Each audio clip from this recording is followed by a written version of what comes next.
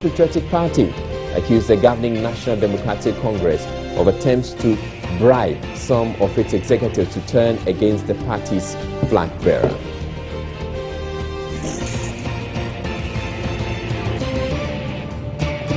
President Mahama commissions first phase of Kaswa interchange, expected to ease traffic on that route. And Commander Sugar Factory resumes operations, though with very little activity. Right, so we have all that and more coming up in the next 30 minutes or so until we hand over or we go over to the Western region for the IEA Presidential Town Hall. Now, our first story, the Commander Sugar Factory resumed operations Tuesday, having been shut down for almost 4 months. Joining us is Central Region correspondent Richard Kojonyako, who visited the factory. However, reports there was very little to show by way of operations. But the manager insists the resumption of operations is a process and that sugar would be produced from the factory in a week. I'm currently at the Commander Sugar Factory, and the factory is expected to commence operation today. So we came here to see how things are going here. As you can see behind me, these are the machines that are here, but I can hear no noise. I can also not see any sugar cane that have also been loaded at the frontage of the Commander Sugar Factory. All I can see are vehicles that are carting firewood to the Commander Sugar Factory. I've also seen some workers that are also working. I've seen Mr. Douglas Mason, and he is the managing director of the Commander Sugar Factory. Good afternoon. Yeah, good afternoon. So why don't we hear any noise here? Yes, production process is production is a process. It starts from A before you get to B. So this morning, what we've done is that we have poured water into our the plant. We have circulated it, and now we are starting the boiler. And the boiler tool, so first we'll use the firewood. You see that we are cutting the firewood into the boiler. So we are packing it and we'll start the boiler. We generate steam. When we generate steam and the steam quality is good, then we send the steam quality into the turbine, and then we roll on the turbine. Then we can get the turbine working. And then when this is ready, okay, so if I understand you, so yeah. It is at that time that we hear some noise. Yeah, exactly. The noise, you hear the boiler, the blow-offs. We call them the blow-offs. So you hear the noise. Shh, you can hear all kind of noise. So the blow-offs, everybody will hear. So these are the testing the steam quality. After that, now we are talking. We have our trucks in the bush, in the farms, with drivers waiting for the signal from the factory. So when we call them, hey Jack, start, then all the people will start cutting them. Sugar cane needs maximum of 6 hours. If you dump it beyond 6 hours, the sugar's content will begin to drop. So it means that you work all right, but you cannot make profits. Are you sure that we're going to have enough sugar cane, considering the fact that we cannot see any of the sugar? Please, we are going to have sugar cane full. There is no question about that. We have almost about 200 trucks in the bush. Okay. Yeah, waiting for us. So when are you going to do this for them to come? Please. That's why we start the process. All right, Richard Kojonyako, he's joining me on the phone line now to bring us the very latest on it. Good evening to you, Richard. Do you know, or can you tell us if production has since resumed or resumed after you filed this report? Well, there is no sign yet. What they told me was that in the evening you're going to power the boiler so that we could hear some noise, at least from the factory. But as of the time I was living there around 4 p.m., there was no sign, any sign like that, and there was no sugar cane. They explained that the sugar cane would continue to be in the farms. They will only be brought in when they are ready to feed the machines with the sugar cane. They don't want to bring them to the factory site so that they will dry up. So that was the explanation that they gave. But a visit to the site, I mean, there was really no sign or preparedness of the operations of the factory.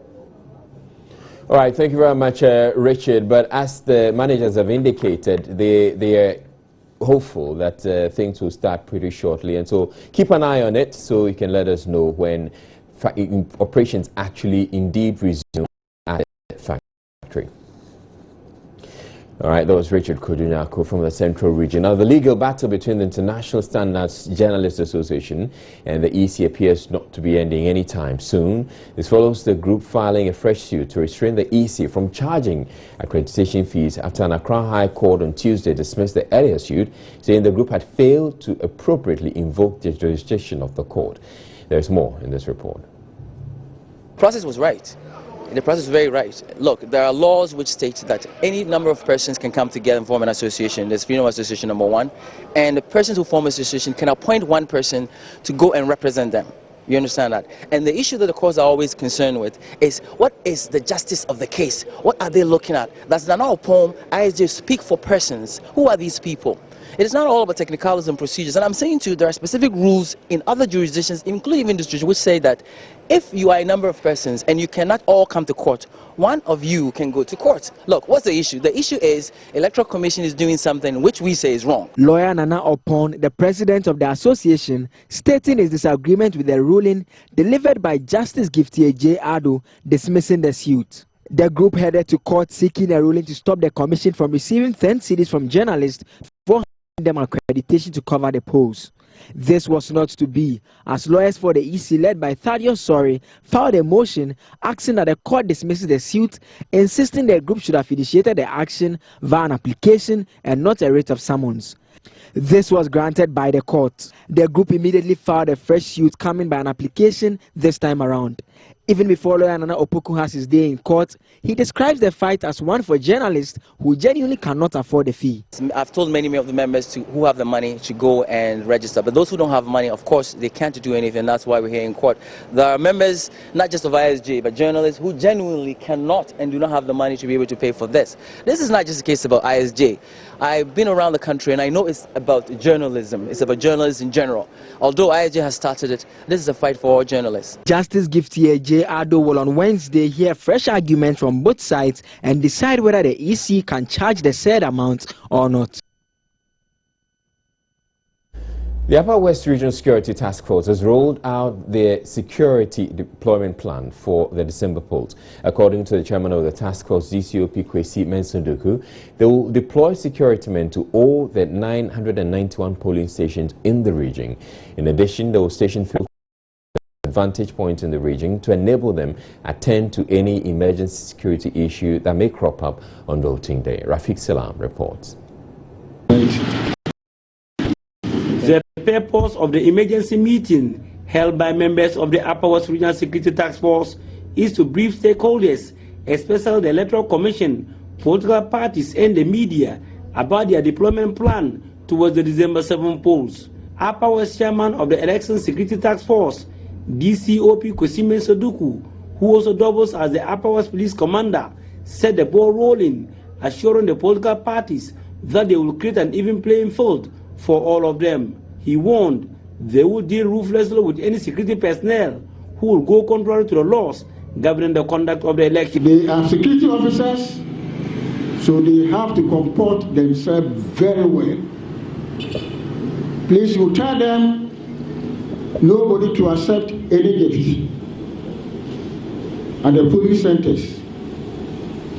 No, don't entertain anybody, any drunkard, any policeman who misconduct himself. We'll go and drink. We'll make sure that anybody who misconduct himself is punished. We are not going to condone any indiscipline. You see policemen collecting food from other side. Please, they should avoid that.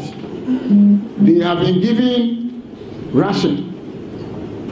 They are supposed to feed themselves. They are not supposed to collect anything from anybody. Deputy Upper West Police Commander, ACP Dr. Shaibu Garba, stated that the number of hotspots in the region have now increased from 3 to 5. He added that they will keep an eagle eye on all the 991 polling stations in the region, including 3 patrol teams that will be stationed at vantage points to enable them attend to any security issue that we need to watch Laura. Then we also need to watch Jirapa. Then we should put our eyes on Wa Central. Then, of course, Wa East. I hope the Pussy Commander, you are here. Then you go into the next one, Sisala East. So these are the issues that is coming on board now. We have put patrol teams in what? Laura. Also strategically, we have put patrol team in, instead of Wa East, which is Pussy. And strategically, we have also put patrol team in Sisala East. So the reason, this actually informs the reason why we are putting centralized patrols at our flag point, so that we'll have the capability to be able to withstand to any call. Some security personnel in the region have raised red flags regarding their names missing on the special voters register. Upper West Regional Director of the EC, Azu Boscos, stated that they were aware of their concerns and were working to correct it. Those who have transferred their votes and they are having their ID cards here, and their names are in the registers there. You see, they look at the number of people in the registers and distribute the ballots. So if they bring you here to vote, you reduce the number of ballots going for this region. So they will have to send you back there to go and vote. So they should have transferred your vote earlier on to enable us and include you in our register. So once you have transferred your vote, it means that you are part of those upper West region to vote. So we are doing the calculation, we just give the 5% of that. Reporting for Joy News, Rafik Salam.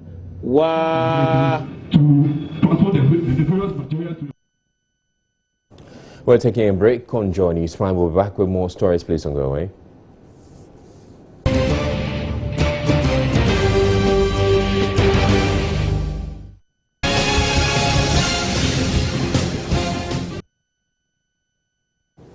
Now, the New Patriotic Party has tendered a four-wheel drive vehicle along with its registration documents, it says, was given to the Northern Region chairman of the party to turn him against the party's flag bearer ahead of the 2016 election. The Northern Region MPP chair, Daniel Bugri Nabu, according to the party, was also given cash of 500,000 cedis with a promise of a road contract and a second four-wheel drive, among others, so he would resign from the party and smear the flag bearer, citing his aversion for Northerners as one of his reasons. At a news conference in Accra Tuesday, aide to Nana Akufo-Addo Mustafa Hamid accused President John Mahama and his brother Ibrahim Mahama of being involved in attempts to bribe the NPP's national and regional executives to cripple the NPP's flag bearer's chances at the presidency in the December election.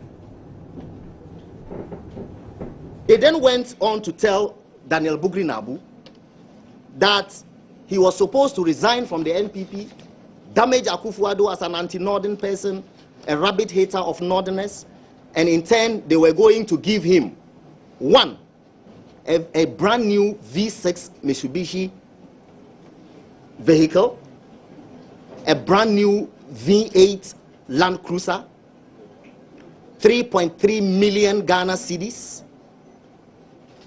Bugri Nabu is owed by government to the tune of 247,000 Ghana cedis from road contracts that he has done, which government has not been paying for several years. They promised to pay that money instantly. And then on the spot, they brought him 500,000 Ghana cedis cash. Wow. In 50 Ghana cedis notes. Ibrahim Mahama dropped it right in front of him. Now, it's sad. It's terribly sad. This country is in serious trouble, ladies and gentlemen. We are in serious trouble. We need to rescue this country, ladies and gentlemen. The presidency has been so depraved, so muddied, so dirtied, that I tell you in all sincerity as a Ghanaian, that I feel terribly sad today as a Ghanaian. We need to rescue this country. Wallahi, inshallah. Please don't cry. We shall rescue our country.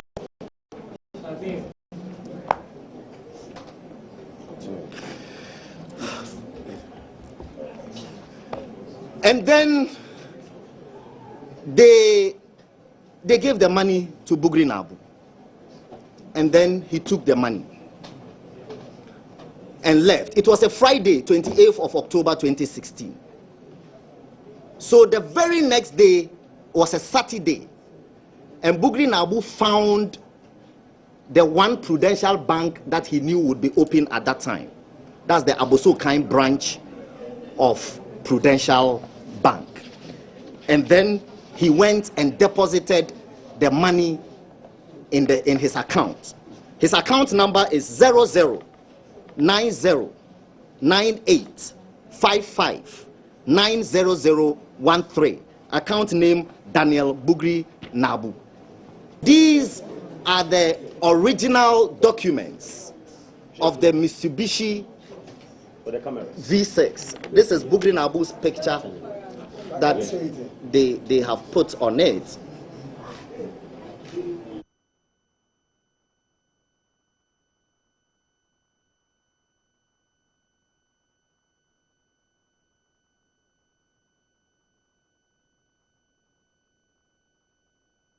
Now, Mr. Hamid also expressed disappointment at what he described as the lost opportunity to showcase a northern president.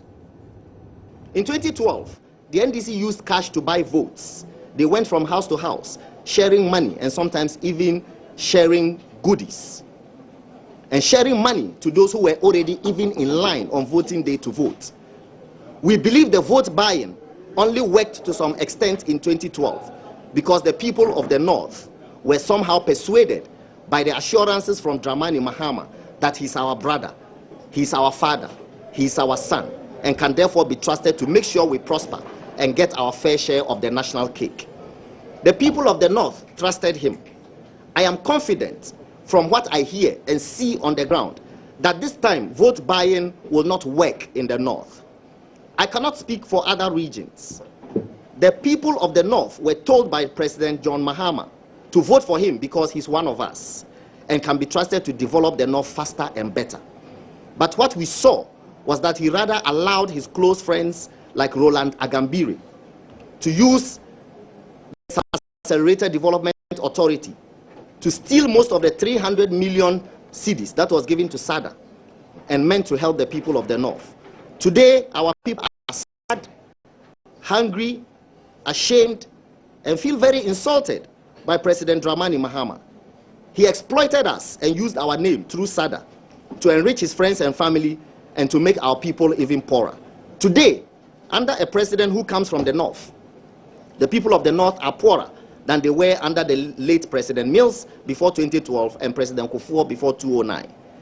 But President John Dramani Mahama has not apologized to the people of the three regions of the North for using our name to take money which have been shared among family and friends. Not a single person has been sent to court over the SADA rot. Roland Agambire, who promised to build a Hope City, left Ghana for Dubai City and left the North in calamity. The people of the North feel cheated, insulted, and embarrassed. We gave our son, our brother, John Dramani Mahama, our cola, and he chewed it all and spat it back in our faces. Never again.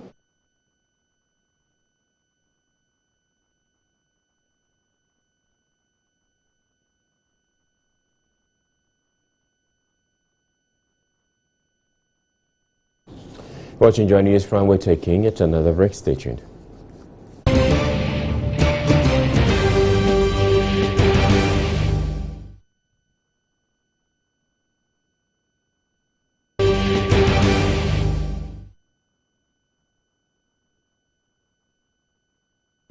Welcome back to Joy News Prime after the business news. Now we're going back to our earlier story, which had to do with the New Patriotic Party saying that its Northern Regional Chairman, actually the story is that the New Patriotic Party has tendered a four-wheel drive vehicle along with his registration documents, it says, was given to the Northern Region Chairman of the party to turn him against the party's flag bearer ahead of the 2016 election. The Northern Region MPP Chair, Daniel Bugri Nabu, according to the party, was also giving cash of 500,000 cedis with a promise of a road contract and a second four-wheel drive, among others, so he would resign from the party and smear the flag bearer, citing his aversion for Northerners as one of the reasons. So this news conference was addressed by and aide to Nana Akufo-Addo Mustafa Hamid. But the NDC's national organizer and a member of the John Mahama campaign has dismissed the bribery claims by the NPP. Kofi Adams tells Joy News the claims cannot be true. Mustafa Hamid speak. And anybody who has his head well positioned, well screwed, would know that this is a palpable lie. Here you have them saying he is to do something in order to be rewarded. Then the same people are saying he is being rewarded. So did he do what he has been asked to do? Differ in all your right senses. If you are given money that you suspect to be bribe money, will you pay it into your account, or you give it to an appropriate institutions that can gather forensic evidence? We have evidence and we have intelligence that we have gathered over the period that a meeting that included even Nana Akufo-Addo himself decided that in the last days of the campaign, these are the things they should be throwing out. Fake service, fake allegations, fake audio recordings and other things against leading persons, especially the person of the president and flag bearer of the NDC. But unfortunately for them, this is not going to replace the great job President Mahama is doing. President Mahama and his team will remain focused because they think well about Ghana. They are not thinking just of themselves, they are thinking about Ghana.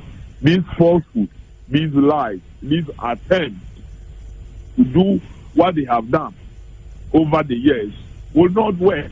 Why? In 2008, it didn't work. Okay. Mr.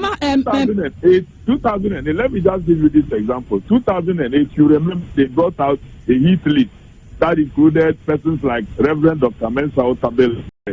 That it was President Rawlings, our former head of state, who had prepared that list. That these are people to be killed upon the victory of NDC. Up to date, Reverend Dr. Mensa Otabil is still alive. And President Mahama recently gave his university a charter to be able to even award their own university the degrees as a full-fledged university. This MPP will not stop. Okay, let's come to the main issue. Now, one of the people mentioned as a director for this Marlin investment company is one Hawa A.C. Mahama. Another person is Frank Alomaso. Do you know any of these two people? I don't know any of those people, but if you don't import a car and you are going to buy a car, you surely will buy it from someone who has imported a car. If you are going to buy a car and you don't import the car directly yourself, are you not going to buy it from someone who has imported a car? What does that got to do with bribing someone? Okay, you know a lot of the people working for government. Is Mr. Frank Alomaso an aide to President Mahama? I don't know any aide called Alomaso to President Mahama. Have you ever heard of the company Marlin Investment Company engaged in mining activities, road construction, and the like? This is the first time I'm hearing the name of such a company. Moving on to other stories, the NPP is contemplating filing a legal suit against the EC following anomalies the party has discovered with the special voting process. According to the Greater Accra Regional Director of Research, Emmanuel Clotte, the Electoral Commission in the special voting list released has enabled non-constituents to be voting in constituencies other than where they are resident. This action by the Commission, they say, is in contravention of the laws regulating elections in Ghana, which require that only residents of a given constituency are qualified to vote there. Mr. Clotte has been speaking to Joy News' Favor Nuno on the subject. We've realized that there are names on the special voters list who are still in the main voters register. In an ideal situation, their names are supposed to be appearing in the absentee voters list, meaning either they've already casted their votes during the special voting or they have transferred their votes away from the polling station. But in this case, they are still appearing in the main voters register, which means they can be able to vote during special voting. And if for any reason or the other, they can be able to cast their votes again in the main voting on the 7th of December. And that's a misnomer. Not try to hold brief for the EC here, but one may say that the verification processes that an electorate would have to go through would make it physically impossible for one to vote twice then. And so where's the challenge then coming from? Well, the biometric device as you have it, it can be able to verify you twice if your barcode has not been tampered with. That's the reason why once you are verified on D-Day, the barcode will have to be destroyed so that one cannot be able to be verified twice. So it is not a challenge at all that one can vote in the special voting and also be able to vote in the main register on D-Day. In the CI 91, Regulation 1D, it states that anyone who can be able to register in a particular constituency should be ordinarily resident in that electoral area, so that if you send someone to do special voting in a particular constituency where he does not reside, you are actually flouting the regulation. Why should someone who does not reside in a particular constituency go to vote for a parliamentary candidate in that constituency? What is his interest? The person should vote in the constituency if he is registered there to vote. As simple as that. There are also those who have raised issues with the fact that this may be a grand scheme. For example, the Tema East area, for example, where Titus Glover won by a very slim margin, and he's been complaining. Whether a scheme or not, we are winning this election. Whether a scheme or not, we are winning this election. There are so many issues getting close to time. You don't want to be crying so much about spilled milk. But trust me, we are assuring our electorates that on D-Day, they should go out in their numbers to go and cast their votes. You see, a legal action is not ruled out. You get all your facts right, you press a legal action. But for now, we would even be defending the Constitution if we disallow those who don't reside in constituencies and they have been posted there to vote. We will be defending the Constitution. Security agencies in the Ashanti region have assured political parties of their preparedness to work in harmony to address all election-related infractions in the region. At a stakeholder meeting attended by the Electoral Commission, the media and representatives of political parties in Kumasi, the agencies promised to cooperate with all to ensure peaceful elections. But we want to assure you that give us the benefit of the doubt. Don't take the law into your own hands. We will work fairly, firmly, and all electoral infractions will be attended to decisively and with the alacrity that it deserves. We will not give room for anybody to take the law into his own hands. But if you decide to interfere with the electoral process, as I've already said, that is tantamount to trying to upset the democratic dispensation, and in that way, the police and for that matter, the security will deal with you accordingly and in an appropriate and commensurate manner. Let's take a break now, bring you sports thereafter.